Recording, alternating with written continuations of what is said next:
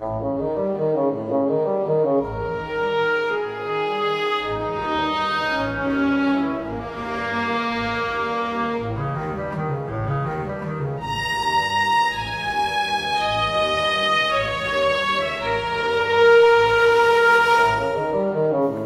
watching JCC TV.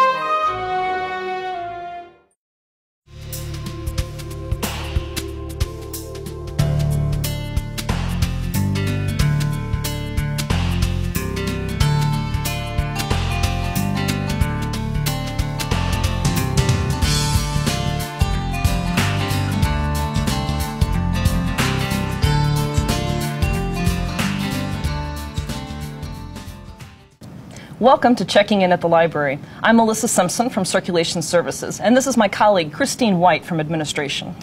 Whether it's a traditional romance novel or a book with a great romantic subplot, Melissa and I are real fans of the romance genre, and today we'd like to share a couple of our most recent reads and some other authors we think you might enjoy as well. My first choice was Breaking Point by Pamela Clare. In it, it's about investigative journalist Natalie Benoit. She goes to Mexico on a conference to research some border issues. Border issues like drug cartels, immigration. And border and immigration and all of those topics that sort of occur along the border of Texas and Mexico. Okay. While she's there investigating, her bus is ambushed and she's kidnapped. Oh, wow. But luckily for her, when she's in prison, she finds that her cellmate is Zach McBride. He is an undercover United States Marshal who has been betrayed. Oh. So the two of them really have to work together in order to find a way out of their prison and to make it through the desert back to the United States. And being a romance novel, them falling in love is sort of part and parcel for the course. Of course. Exactly. It sounds like it has a lot of contemporary issues in it. Is that what drew you to the book? It is what drew me to the book. Pamela Clare is an investigative journalist, so to really add a layer to the story, beyond it just being a romance novel, she took those skills that she learned as a journalist to really beef up the plot. It really kept the book going for me. Yeah. So, in addition to the steamy romance between the two of them. Okay. And is this a standalone book or part of a series? It's actually the fifth in a series, but I didn't know that going into it. It definitely reads as a standalone, but I was so intrigued by the author's writing and some of the other characters that popped up, I went back to read some of the... More of her titles? More of her titles, yes. Excellent. Starting with the first one. Sounds good. Are there any other authors you can think of that people might like if they like that sort of contemporary... I really enjoyed and reminded of Suzanne Brockman, the Troubleshooter series. Right, that had Navy SEALs, right? It did, Navy SEALs and FBI agents. But that is really a series you need to read from the beginning because they build one after another, and you'll lose a lot from not going in order. Right. But if you prefer more standalone, Jill Sorensen has written 3 really great suspense novels.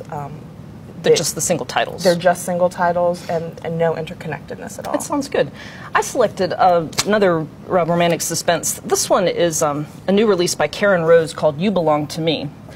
In it, Lucy Trask is a medical examiner, and she runs across a mutilated body during her morning run. She thinks it's her elderly neighbor, and what makes her think that? She's concerned about he was sitting at the chess table that she usually sees her neighbor sit at. So she's pretty much a creature of habit. Yes, then. yes. Okay. She follows the same routines all the time.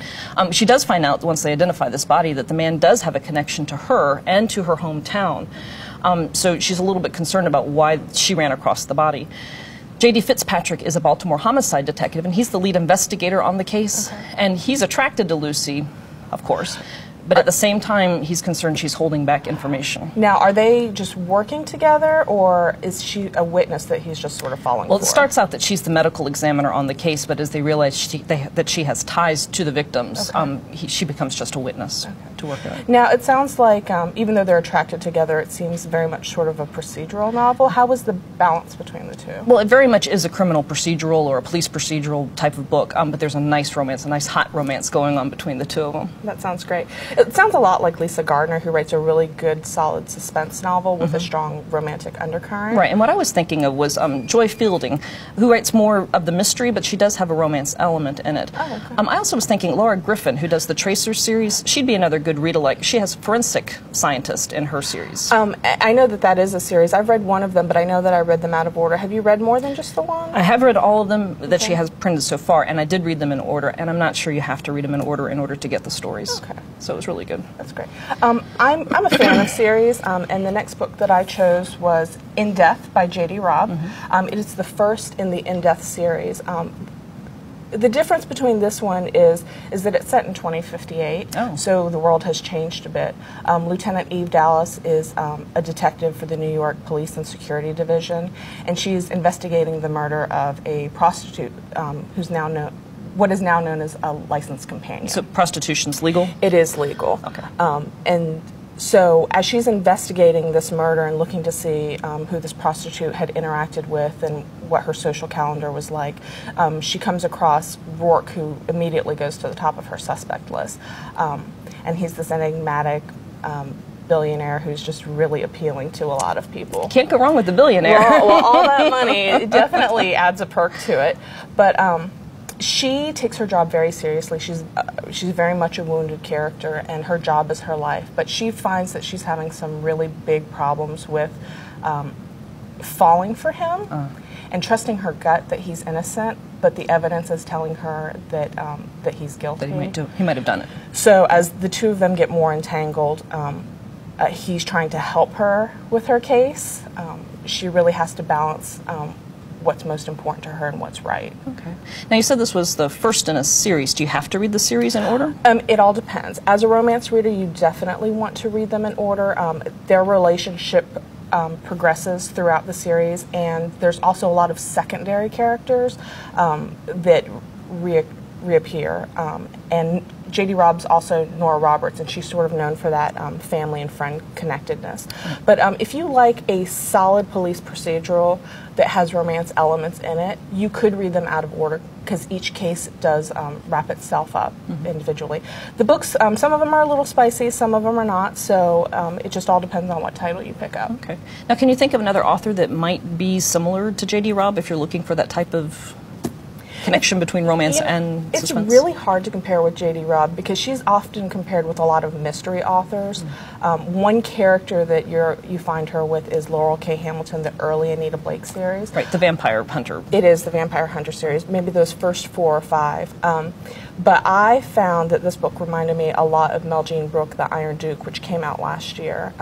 And the nice thing about that is you still get a great police procedural, you still get those wounded characters, but it's a steampunk setting in London, so it's that post-industrial and futuristic blend that makes the world just familiar enough to be comfortable, but just different enough to add an element that you don't expect. And that's what steampunk is, right? Sort of a futuristic and yet historical sort of feel. It is. Steampunk sort of has its own rules, but whatever rules are set up in the story, they definitely have to follow. Okay. So it's a good sort of genre bending. That sounds good. type. I haven't read that one, but I will.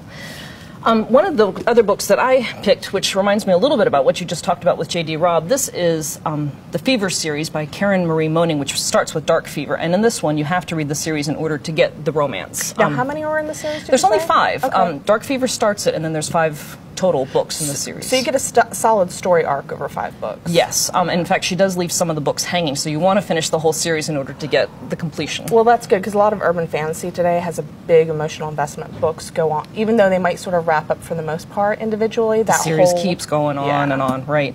In this one, Michaela Lane, her sister has been murdered in Ireland, and they're a little bit frustrated with the police, the fact that they haven't been able to solve the murder. And so Michaela goes to Ireland to see if she can kind of push the investigation along. Maybe having a family member there will help the police feel like this is more important. When she's there, she discovers that in contemporary Ireland, there's fairies. So it starts off as a contemporary police procedural. Right. With all of this, it comes pretty quickly that they start bringing in this twist of having the dark fae be part of everyday life. She can see through the fairy glamour, and what she sees isn't Tinkerbell, but really dark characters that feed on mortals. So you're not going to get that Walt Disney version. Oh, no, not at all. She's helped by a man named Jericho Barons, who's dark, enigmatic, and probably a billionaire. Maybe, because it is a romance novel. That's right. And she's not sure whether he's a good guy or a bad guy. And you kind of wonder throughout the whole series, they're obviously attracted to one another, but you're not quite sure who he is or what he is and why he's so interested in helping her not only figure out what happened happened to her sister's murder, but figure out why the Dark Fae are coming so much more frequently into contemporary Ireland. Now that's really interesting, but I know that Karen Marie Moning is traditionally a romance writer. Yes. Historical. Yeah, a lot of Highland romances. And this was sort of her first, I think, foray into urban fantasy. Right, exactly. There's so much urban fantasy out there. Did you feel that you got something a little bit different? Because a lot of what's out there right now is vampires and werewolves. Starts to feel the same, exactly. yeah. This one actually has some of the characteristics of what you're looking for, the dark, dangerous hero, the creatures of the night, whether it be fairies or vampires. But it had a freshness to it, so I found it refreshing to read and definitely kept my interest through the series. It sounds like a lot of two authors that I've read recently. Patricia Briggs is one of my favorite for the urban fantasy series. She does Mercedes Thompson, and you still get that vampire werewolf feel, but she's a coyote shapeshifter, so it adds a whole different Native American element to it with a really great romance. The series isn't as short as 5 books, but it's a real interesting story arc that you get a lot of resolution at the end of them. So that's a nice, I think it would be a nice counterbalance to this. And Thea Harrison is a new author who just sort of came out with her big breakthrough book. It's the start of the Elder Race series. And it has dragons, and it has fairies, but it also has harpies and griffins. So it's not your traditional werewolf vampire kind of setup. It's much more about those older races, sort of the ones that time forgot. And does it have like a contemporary feel to it as well? It does. It's a good blend. Humans and the weird kind are living together. It's just they have what are called dimenses. So all the magical people live in sort of their area, and next door is, you know, you and me. Okay, sounds good. I chose sort of an untraditional romance title as well. I chose Song of Scarabus by Sarah Creasy. It is actually a science fiction novel, but it has a strong romantic subplot, which is what kept me reading it. Edie is the best cipher tech in the world, and that makes her a target for kidnapping, because her skill allows her to manipulate a planet that may be uninhabitable to maximize resources that the crib can come in and take. Okay, wait a minute. This is science fiction, and you started using some terminology that cipher tech and crib. Do you have to be really into the technology in order to be able to enjoy the book? You don't. Okay. The author does a great job explaining the words that she does use, but if you're a fan of modern television and movies such as like Avatar and Battlestar Galactica and Firefly that are very character driven, with a great background that's not of this world, it's the same kind of feel. It'll be very familiar for you. And so she's a cipher tech, and she is.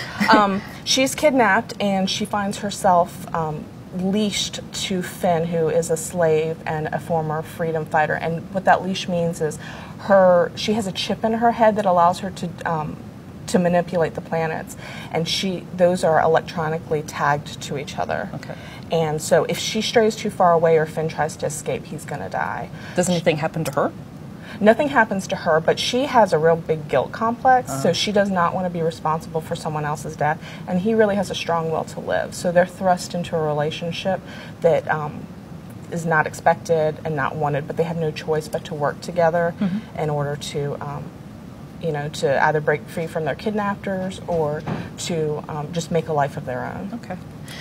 What I was reminded of when you were talking about this was Linnea Sinclair's Gabriel's Ghost. She is very much a science fiction romance reader, so if you like this and want a little more romance, Linnea Sinclair would be a good choice. And Catherine Osorio does science fiction romances as well. She does, and she's probably more like this as far as it's a really science fiction world that's accessible with a strong romantic subplot that adds a layer to it. Okay, that sounds really good. Lois McMaster Bujold also does a series that's fantasy, the Sharing Knife? The Sharing Knife, and it is a fantasy novel, so you don't get that in-depth cipher tech, that kind of jargon. It's sort of a traditional fantasy story with a strong romance. That sounds good. Let's see, let me do one now. Okay. I picked up this recently published book called Wickedly Charming by Christine Grayson. This is a fantasy and a contemporary romance put together. How? Well, Prince Charming marries Cinderella and lives happily ever after, right? That's the way it's supposed to go. Not in this book. They're divorced, and Prince Charming, who now goes by Dave Charming, is living in California and runs a bookstore. Well, California is the land of fairy tales, Exactly. so maybe it's not quite so inappropriate. Right. They call the fairy tale characters call the United States the greater world, and he's living there with his 2 daughters and running the bookstore, and he meets Melly, who is Snow White's stepmother. Melly's unhappy because... So, hold on, go back. Yeah. So, it's a fairy tale that they've sort of broken the rules with divorce, but Right. now you're getting characters from different fairy tales. Oh, right, absolutely. It's definitely a fairy tale mashup. Okay. Melly is unhappy with the reputation of stepmothers. They're not all evil. Well, they're a little mean in the old story, so... Exactly. But according to this author, the real story isn't being told in the fairy tales, and that was one of the things that I really liked about the story. While Dave's trying to help Melly figure out a way to give good PR to stepmothers, you find out what the real story is, the true story behind the fairy tales, and it's not what you'd expect. His side, her side, and the truth. Exactly, exactly. But it was a really good mix-up of contemporary romance, but it's a sweet romance. There's not a whole lot of action. It's a lot of long, lingering looks, but there's definitely a development of love. So there's those traditional elements of fairy tales that, Exactly. you know, they meet, they fall in love, nothing too overtly No steam. awkward. Exactly. But a really good story. And like I said, it was really appealing to have that fairy tale backstory introduced. It was really good. Well, that seems to be really popular with, you can't sort of find a straight contemporary story nowadays. There's usually that blend. Right. Gwen Creasy reminds me a little bit of this author. She incorporates that whole Jane Austen world, which is still obviously very popular with right. Mr. Darcy. And I've enjoyed her, so I might definitely enjoy this one as well. Yeah, and the other author that I thought of was Shanna Swindon, who did the Enchanted Ink stories. And they're a little bit more chick-lit, but it's that same, there's magic happening in the contemporary world. And it's the romance cool. is still important in it. Yes, yeah, in both of those. Sticking with contemporary romances, the other book that I read is Kristin Higgins' The Next Best Thing. This was a little bit more poignant. Lucy Lang is a widow. She and Jimmy had been married for 8 months before he died in a car accident. It's 5 years later, and she's decided it's time to move on. So she's moving on for a new relationship, or she's just ready to move on. Okay. Not leaving home, but finding love. It's time to find a love. But she doesn't want to have a love that engages her heart as much as Jimmy did. She was really devastated by his death. And when she looks back on that marriage, she thinks it was a perfect marriage. Okay. One of the things. Short. Yeah, well, exactly. And there wasn't any time for anything to go wrong. One of the things she feels like she has to get rid of is her best friend, Ethan, who happens to be Jimmy's brother. So it was her ex-brother-in-law. Yes. Okay. And she and Ethan were friends before Ethan introduced her to Jimmy. And Ethan has been in love with Lucy for a long time. Now, does Lucy sort of know that? I don't think so. I think Okay. that she thinks that he's just a really good friend, and she doesn't want to fall in love with Ethan because he's Jimmy's brother. Yeah. So there's the whole, looking back on how perfect the marriage was, trying to move forward, and that whole friends into lovers scenario going on. A really good book. Parts of it made me laugh. Parts of it made me cry.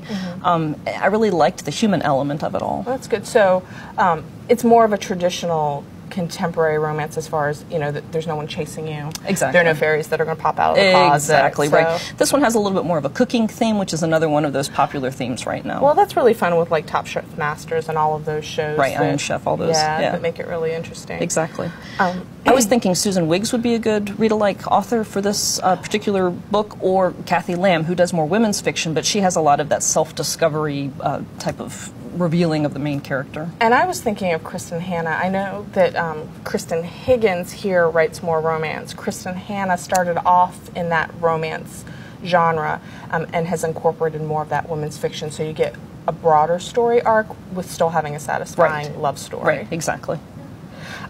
I actually prefer my contemporary romance a little more fun and a little more sexy.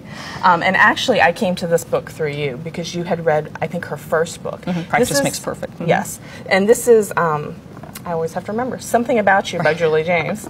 And in it, Cameron Lynn is an assistant U.S. attorney. She works a lot. She's also in the process of renovating her house.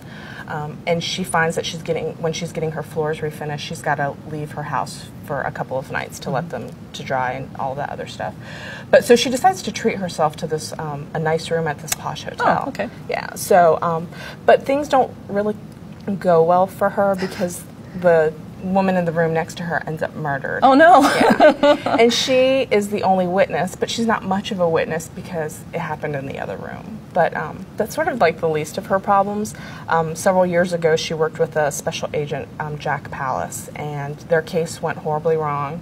And he humiliated her on TV, blaming her for the problem. Oh, no. And sort of as a result, he got banished to the outer reaches of Nebraska. Oh, not a good career move. Not for going from Chicago when I'm sure there's crime on every street corner. So it throws them back together. And the problem is they've always been attracted to each other, but they've got a lot of really hostile feelings. And so there is a lot of sharp, snappy, and witty banter between the two. And there's a lot of sort of trying to resist the urge to just fall for the other person.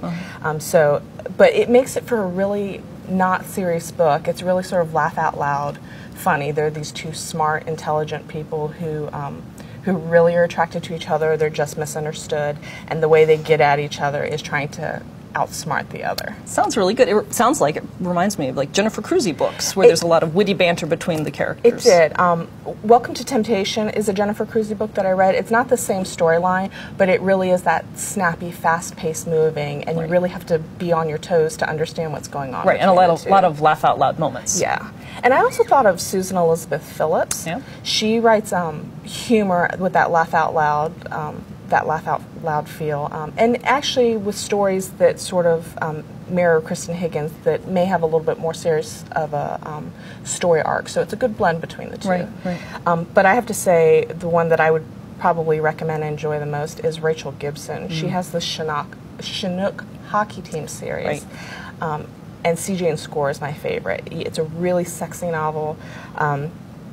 It's funny, and it's just fast-paced, and it's sort of just a great read for for something that you just want to kick back and relax. Right, and a good enjoy. escape read. It is. It's the perfect escape read. Yeah, like Julie James. But Julie James does lawyers, right? That's her main character. She does, and lawyers are not my first choice, but she does a great job of just making them more people than that whole lawyer character. It's more of a background element. That sounds good.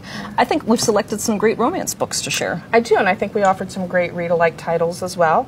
So we'd like to thank you for spending time with us, checking in at the library. If you like any of these titles or some of the other authors that we recommended, please stop by the Adult Services desk at our library or visit WRL.org. And if you'd like to have a personalized reading profile, whether your interest is romance, mystery, science fiction, or something else, you can try the Looking for a Good Book service that we have. The forms are available at the Adult Services desks or online.